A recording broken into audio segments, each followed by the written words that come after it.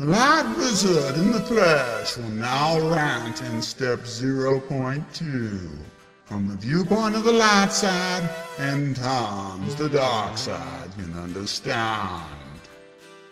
To become a guitar wizard, you must learn step by step, and precision is the first step. Every note you hit must be precise.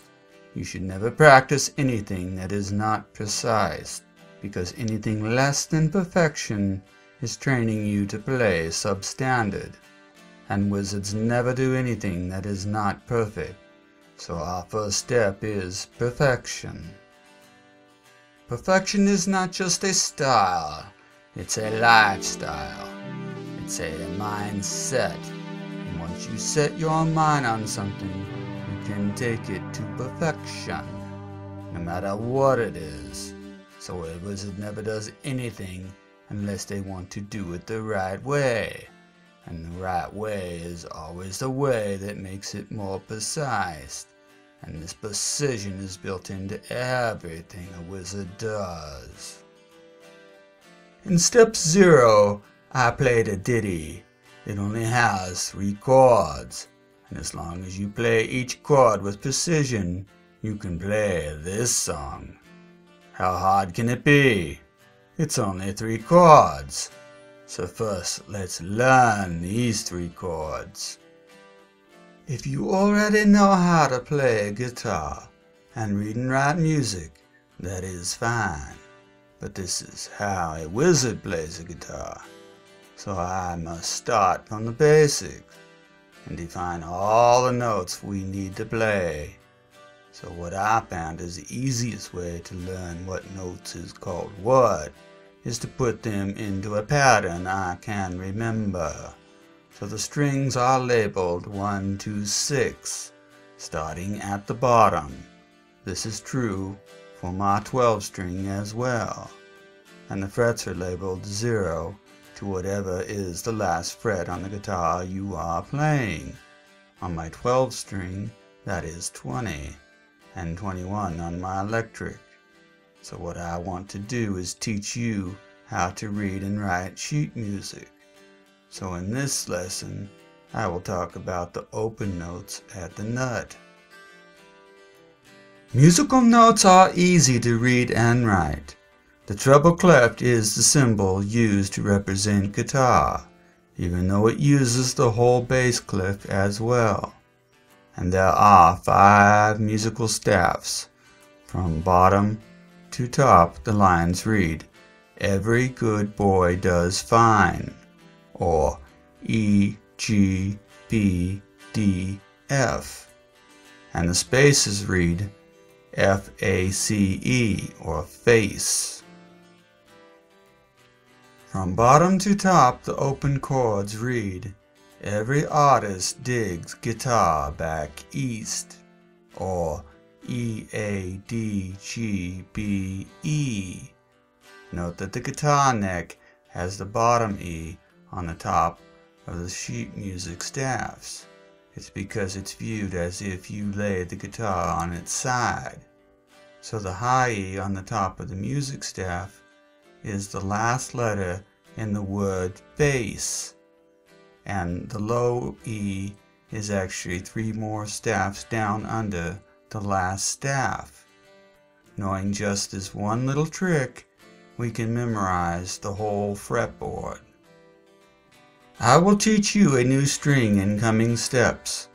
So by step 6, you will know every note on the fretboard. That is how a wizard learns to play a guitar, step by step. Now to learn to play the first ditty, which is a small song that is played in the background of all my videos in step 0. There are only 3 chords. The first chord is what I call a F major 13 with no 5th. This is how it looks on sheet music, tabs, and the fretboard. I will call the second chord a C major add 9th. And I will call the third and last chord a G-D. Now that we know what the chords look like, let's play them.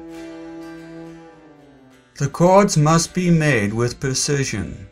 The fingers must form angles that allow the finger to be almost at a 90-degree angle with the fretboard, so the sound of the strings will be very clear, and you must change chords fast and easy. So let's look at the shape my fingers make for each chord. Note my finger position for the F major 13 with no 5th. All my fingers are at a 90 to the fretboard, and my thumb is in a very strong position.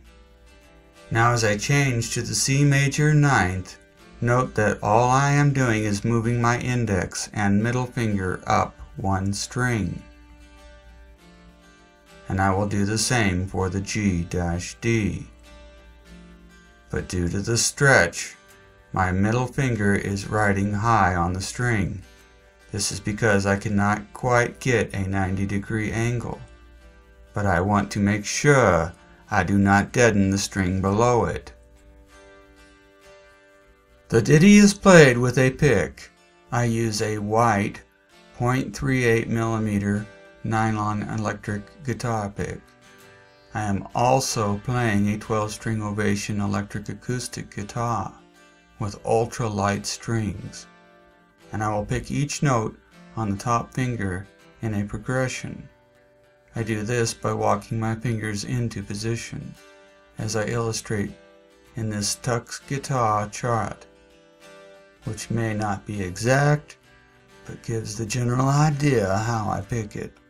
In practice, I try to change the way I play it every time I repeat it, so no two are the same, so it sounds a little different each time. I will now show you a close-up on the finger changes. First with the finger not being used out of the way, so you can clearly see that I am not using it. Then with it just slightly pulled off the fretboard, which makes it hard to tell if I'm hitting it. But it should become obvious that I am walking my fingers. The chord names are just a guess on my part, so if you know the real names of these chords, please keep it to yourself.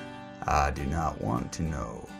I will not update this video to fix it anyway, and the names of the chords never matter to me, as long as you play them the right way. I also use the palm of my hand to deaden notes that I do not want to ring long. I do this by touching my palms to the strings at the bridge of the guitar in a tapping type of rhythm, so that it adds a distinct sound to the chords. I am also picking the top note in each chord change separately to give it more emphasis. I alternate picking and strumming the other strings. So have a lot of fun when you play this ditty. This was a rant in step 0 on how to play guitar like a wizard. And only a wizard could make a guitar sound like a flute, because I'm the light, I'm the darkness, I am every shade of gray in between. I'm the light wizard in the play.